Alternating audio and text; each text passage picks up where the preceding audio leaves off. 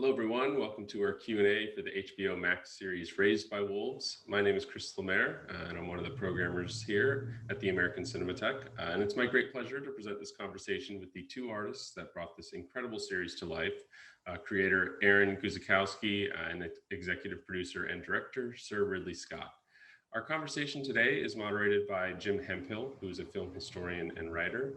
Before I turn it over to him, I just want to thank HBO Max for partnering with us on this event. And always a big thank you to our members watching. We truly could not exist without your continued support.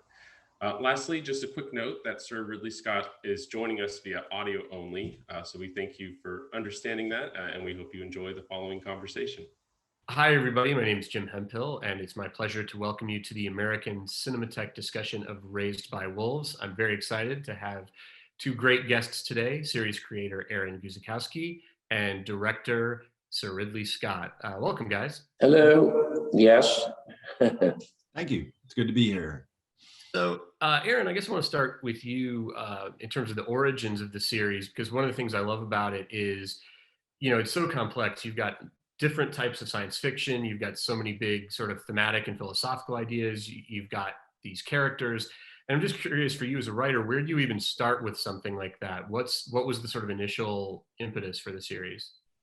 Well, over a great deal of time, I've been kind of assembling all these different kind of ideas, like you're saying, from all these kind of disparate kind of genres and, things that I really just get me excited. But in kind of, working on this world, this planet, all of these kind of science fiction concepts. But I think, and it'd been going on for years and years, but I never really had a way into it, a way to kind of really like a real motor for the story. And I think it probably came out of, my experience, raising kids myself. I started thinking of these two android parents. And kind of through them, I was really able to kind of organize everything and, kind of through their experience, through their mission, and their understanding of, what it is to be a human being, what life's all about. And that really kind of cracked it open for me and allowed me to kind of start driving through this new world and figuring things out, and started to kind of, become a cohesive thing. Yeah, well, the parent characters, obviously, for me, one of the best things about the series is the mother character, the Necromancer character, who's kind of simultaneously, at different points in the series, she's the heroine or the identification figure, but then she's also kind of the monster, and she's a weapon and a mother and all these different things. And talk a little bit about that character and where that idea came from and how you kind of kept those components in balance. Well, I always knew that, Mother was going to have kind of this sort of secret side to herself that even she wasn't aware of, and that she would slowly come to be, due to all of these things, these traumas that start occurring in her life, start to draw out this other side of her, this kind of hidden side. And she discovers that she was actually built to be a weapon, not a mother. She's actually this $billion, weapon of mass destruction, akin to almost like a nuclear bomb, about as bad as it can possibly be. And but that was all the atheists were able to get their hands on, in terms of finding something to go raise these human embryos far, far away. So she was reprogrammed to be a caregiver. But as she, so she does have all of these things programmed into her, how, to kind of move your face to show a kid that you're happy, and, all of these things that aren't really emotions, but they manifest almost, and you can't really tell the difference. But what comes to start happening with her is, as she's raising these kids and really observing them so closely, and then some of them start dying, and she's going through all these like crazy life experiences. And she does, her algorithm starts to become more complex, and she starts to actually feel things that are more akin to what we feel, these kind of impulses that she can't control. And she almost starts to look at it almost like a disease, more than a good thing, because it's great to be happy and feel that. But, when your kids keep dying, it's not good that you have these kind of emotional capacity. And she's able to, she kind of just keeps growing and growing with these emotions to this point where she's almost becoming, more emotional than a human being, she's going to places that we can't even, or that we maybe at one time were able to feel certain things, or maybe had more than 5 senses. And she's kind of going in that direction, becoming almost more human than a human being, which is fun. Well, as soon as you get into that world of, androids and whether or not they have feelings and things like that, you're obviously kind of getting into Ridley Scott territory, whether it's Blade Runner or Prometheus and I'm curious, before Ridley Scott came on as a director, was he already kind of an influence? Were you thinking about those movies as reference points? Maybe not as direct reference points, but they're so kind of hardwired in my imagination, as, growing up, just watching Blade Runner. I remember the VHS tape and just watching it in my basement, repeatedly, just really, and really that idea too, I think it really came from watching Alien, the idea that androids can be, almost like flesh and blood, that they can become something that's almost, indecipherable from an organic human being. It's really just the materials that you're using. But at the end of the day, looking at ourselves and how machine-like we can be if you really start to break things down. And so, yeah, it was always kind of in me, all of the, Alien, Blade Runner, it's definitely part of my my kind of logic system. So I think even it's probably subconsciously, I think everything I do has a little bit of, that in there. Yeah. It's about good writing, mediocre writing, shit writing. I can tell whose hands I'm in within a paragraph. It usually begins with what the writer calls his characters. If he calls them terrible names, I immediately close the script and don't bother. This sounds very arrogant, but my hat comes off to all great writers. And within half a page, I knew I was in great hands. I was doing my job fundamentally as part of the Scott Free. I have to read stuff, and approve or agree or put notes or suggestions and comments. So I was doing my comment read, and I thought about halfway through, God damn, I hope he doesn't drop the ball, because he's going down the field, heading towards the fucking touchline, and he didn't drop the ball. And at the end of it, I said, I want to do this. So that was the truth. There's no science to that. It's just intuition. One of the things I liked about the series is that it's sort of different types of sci-fi. I mean, you've got the sort of, again, the sort of philosophical, intellectual sci-fi, but then there's also this action movie component to it. And I was wondering, what were some of the influences, whether it be sci-fi movies or sci-fi books? Were there things that you had on your mind as sort of jumping off points, or things you wanted to either echo or respond to? Well, there's so many things, my father was a huge sci-fi guy, and he, so growing up, I was surrounded by all of that kind of stuff. He had all these sci-fi books with all those kind of the cool 60s and 70s covers. And I remember just not reading the books, but looking at the covers and just trying to figure out what it all meant. Because I love, like 2001 and that kind of really high-end science fiction, but I also like, stuff that's more just kind of razzle dazzle and just, adventures and, just weird shit and just all of it. I just love all of it. So really trying to find a way to put it all together, into this kind of big sweeping thing, kind of just the way I sort of used to imagine it as a kid, where there was no kind of, walls between the, the really, what is religion, what is God, and, what is this, squishy thing I'm holding in my hands, and, what's it going to do to me? These things, it all kind of live together in my brain. Well, since you brought up religion and God, that's another interesting thing in the series, is this this religion or cult or whatever you want to call it. And I read that was actually based on a real belief system. And I was wondering if you could talk about what that was that you were basing it on, and what you took from it and where you kind of transformed it into something else via your imagination. Yeah, I wanted the religion to have some kind of, foot in reality, but I didn't want to take anything that was too current, that was a religion that was being practiced at the moment. So I kind of was looking around. I found, Mithraism during the Roman times. The soldiers had this kind of secret society, this kind of secret cult that they had going, and they would meet in these underground temples, and they had these kind of weird astrological kind of mosaics on the ceilings. And, so much of what they were doing and what they believed in was kind of lost, because the whole point was you weren't really supposed to talk about it unless the other person, you were talking to a fellow member of this Mithraic cult. So it's kind of draped in all this weird mystery, and it also has all this weird kind of astrological aspects to it, in terms of the moving of the universe and all of this kind of cool stuff. And it's really not very well understood, which I love, that idea that you can kind of take, these little kernels of things that we know to be fact, and then there's so much that we don't know, and that to me was just so interesting. And there's the reality of it, I think, really, and the fact that it's not known, just for me and my own kind of interest level, helps a lot.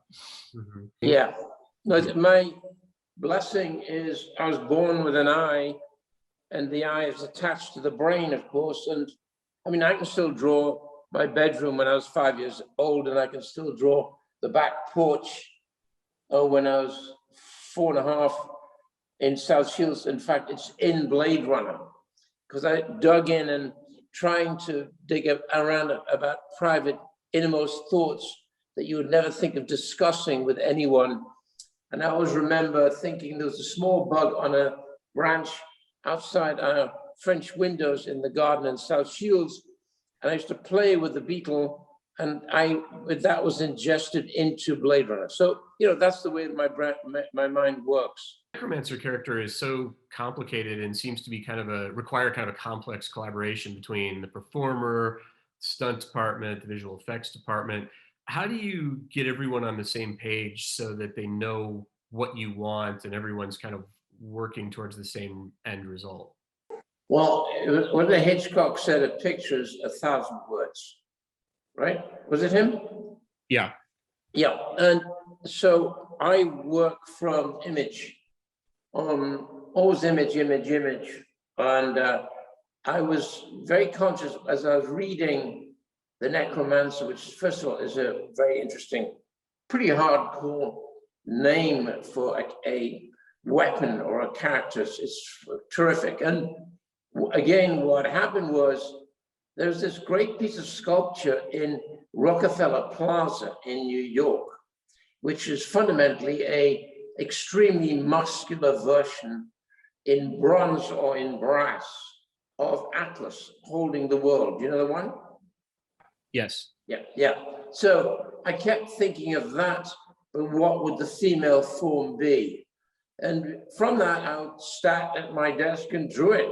And from that, we decided that it should be a minimal, not tricky move, but something quite simple. She would simply change her fundamental basis of how and what she's made of, and she would have the appearance of bronze metal. And that was it. And I must say, I glided around the idea that it was almost what I'd call a comic book character. I don't mean funny, aha. I mean actually quite sinister and dark in its comic strip possibilities.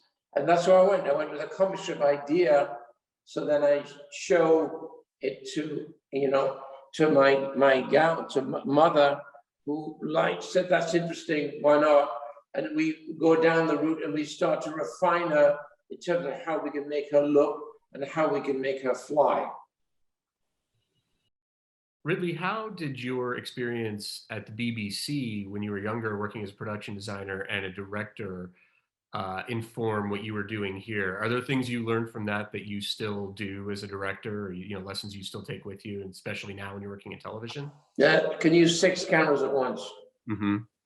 I automatically utilize 4 cameras, 6 camera situation. Black Hawk Down had 11 cameras all functioning in big scenes. But it means that you have to contain the geometry of the scene in your head. And I am fortunate, I can really draw. So I literally draw the comic strip of the movie as I'm preparing. And I literally mean from close-ups to medium to wides.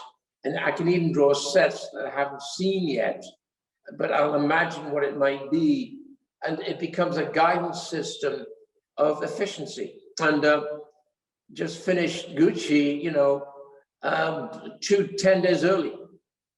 And, because when you schedule a scene, let's say you schedule a scene for 2 days, with my system, I'll be finished in a day. A scene scheduled for a day, I'll be finished by 11 o'clock. And what it does, I discovered also counterpoint to what everyone thinks, that an actor wants 55 takes to find out where he is and bore everybody's ass by doing that. And bore himself and his fellow actors, saying, for God's sake, get it right. They love to work fast. And I developed this into real top film to save the actor, to save repetition, because then we function so quickly and so fast. My first question when I feel I've got it is to say, are you happy or do you want to go again? And invariably they'll say, well, I think I got it. I say, done, let's move on. We love that. So at the end of the day, an actor would say, we just did 60, 80 setups today. I said, I know. Did you enjoy it? They said, oh my God, yes. Well, so, you know, six cameras on live TV.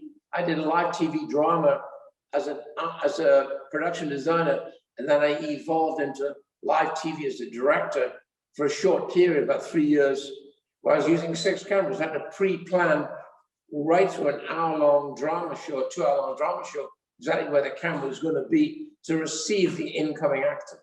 Mm-hmm. And similarly, the planet that this takes place on is a real planet. And I guess I'd sort of like to ask the same basic question about the planet as the religion is. Like, how did you choose that planet, and how much is based in science and how much is just stuff that you made up? Yeah, well, it is a real planet. It is in the Goldilocks zone. So it is potentially an inhabitable planet. I think it's 600 light years away from us. It's very far away. But we do know that if you could get out there, you could potentially live on this planet without the aid of technology. You know, it may have an atmosphere, and, you know, like Earth, could be a pretty nurturing place to live. But it's so far away that, you know, we don't really know what that looks like or feels like, or, you know, how much like Earth is it or isn't it. So I kind of, you know, I think using those sorts of parameters to try and figure on things. And obviously there's a lot of fantasy in there, but I think a lot of it comes from, you know, stuff that we know about Earth, or different directions the Earth could have gone in, or, you know, questions that are brought up just, you know, knowing what we know about this place. And I think, you know, treating it more like Earth in the sense that it has different regions that are very different types of environments. It's not like a mono planet, you know, it's not just a desert. It's many different types of, you know, places and feels, and, you know, more bountiful region, and, you know, and the opposite of that. So, which I like, because if you're just on the ground and you don't have, you know, if you just crash land there and you don't have the ability to kind of scan the planet, you only know what you know, what's right in front of you. You know, it's okay, it's hot here, and, you know, this is the wildlife and the flora, but, you know, you have no idea that there's, you know, like we're in California, you wouldn't imagine that there'd be an Alaska, or, you know, or whatever it's going to be, because I kind of think of it as almost like a haunted house. It kind of runs on this mystery, like what is it, and keeping that alive, I think, is really important. It's all of the aforementioned. You know, you've got a budget. We weren't killed with money. We had a reasonable budget to maximize on, but you got to maximize on every dollar to make sure it pays. And South Africa was attractive to us for all kinds of geographical reasons, the right time of the year going in, et cetera, Labor construction was also mid-set. So I started looking down just outside South Africa, Cape Town, because it's got a very good studio system that we knew we'd need. So all these things lead you to a search. And when I saw the search at the end of this vast plantation, which is more than a vineyard, it's fruit and timber and massive vineyard. I mean, something like 2,000 hectares of just wine. It's crazy. But the thing about it was there was a string of a mountain range, and I mean mountain range, which was like the Dolomites in being so impressive. Not as high as the Dolomites, but high enough to be in your face wherever you shot. And we went to the foot of that, less than a kilometer from the foot, found a nice site and put the stakes in the ground there, away we went. It's like when you find a location which really goes with your story, then you have magic. And I think we found magic because every morning the cold air blowing in across the top of these pinnacles would be about 3,000, 4,000 feet. It created a tablecloth, rather like Table Mountain. It's got a tablecloth. You get a tablecloth every morning of mist. It's spectacular. And every day I had those clouds you see rolling down over the pinnacles are real. That is not at all digital effect. It's real. I just stood there gawping, saying, this is it, this is it. This is where we're going to be. That's it. Yeah, the different layers to the planet kind of leads to something else I like about the series, which is the kind of different, the multiple points of view the story is told from. Like I was saying earlier, sometimes it's from Mother. You've got all these other characters that the story kind of follows. And I maybe this is kind of a stupid question, but I'm just curious, how do you decide in any given scene or at any given moment whose point of view you're going to honor? It's an interesting question. I think usually I think the story kind of will dictate, whose point of view who is this really, whose heart is this closest to, what vein of drawing. But it's a tough thing to kind of explain, I guess, at the end of the day. I think you just kind of know. And I think you obviously have these kind of the top line characters who, we probably are in their heads a little bit more so than others, but occasionally we'll branch out because I think it's just good to get that, context sometimes with when you're forming this whole new place to get these different points of view. Well, something I like about both of your work, whether it's for you, Aaron, Prisoners, or for Ridley, something like The Counselor, is, you guys both seem to gravitate towards very complex characters and characters that are sort of morally ambiguous at times, where we're not always necessarily sure how we're supposed to feel about them.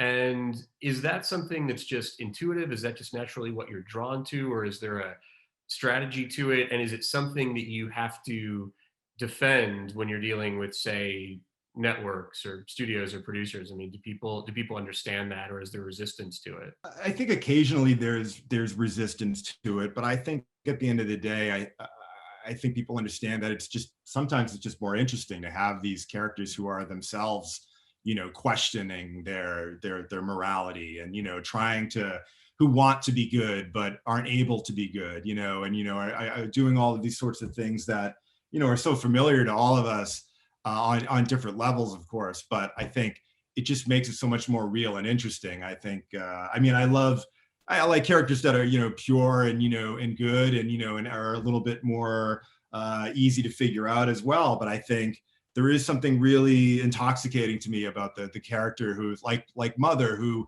doesn't fully understand herself, doesn't even know herself if she's good or bad. That I kind of love, because it feels very, I think most of us are, we all want to be good, but we're always questioning, are we good enough, or, and what does it all mean, and all that kind of stuff. So yeah.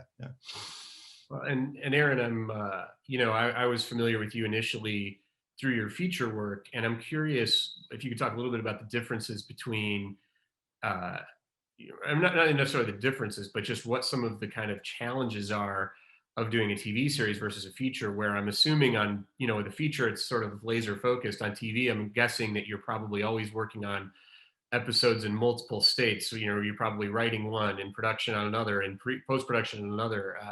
What are some of the challenges of that? What was that experience like for you? It was really cool, actually. I think, in features, it's a bit different. You're very much, concentrating on the script, and, then you kind of hand it off, and it becomes someone else's, job to take it from there.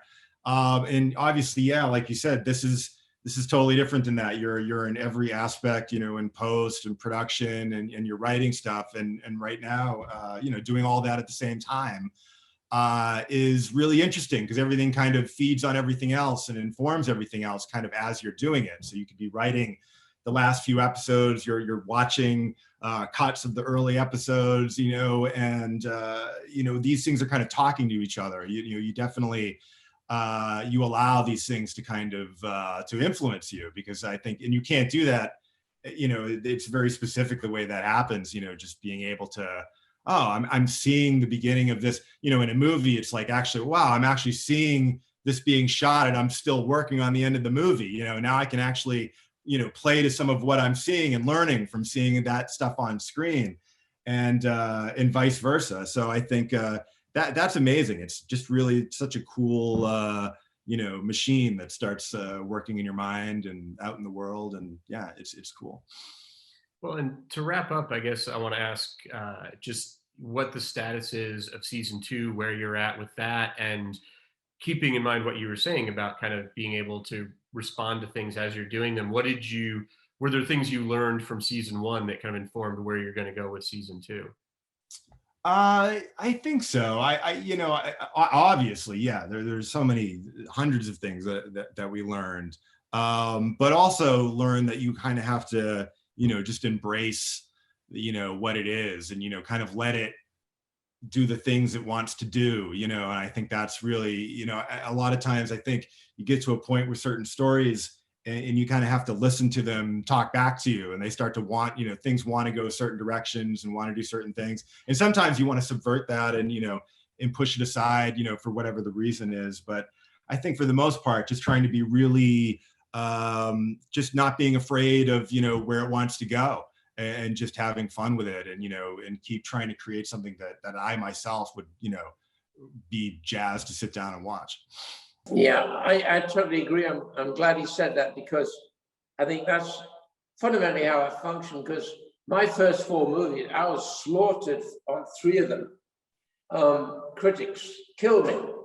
The Duelist, we made 1 print in the United States.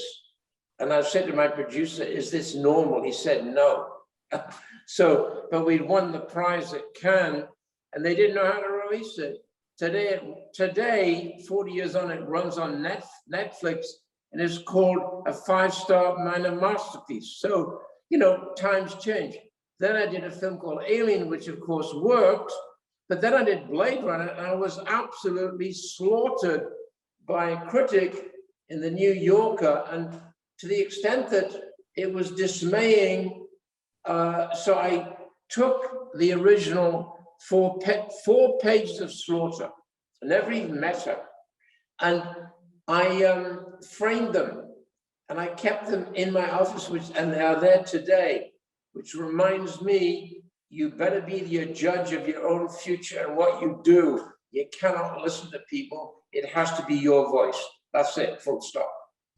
Cool. Well, I think that's a great note to end on. So thanks for talking with me about the show, and thanks everybody out there for watching. Thank you.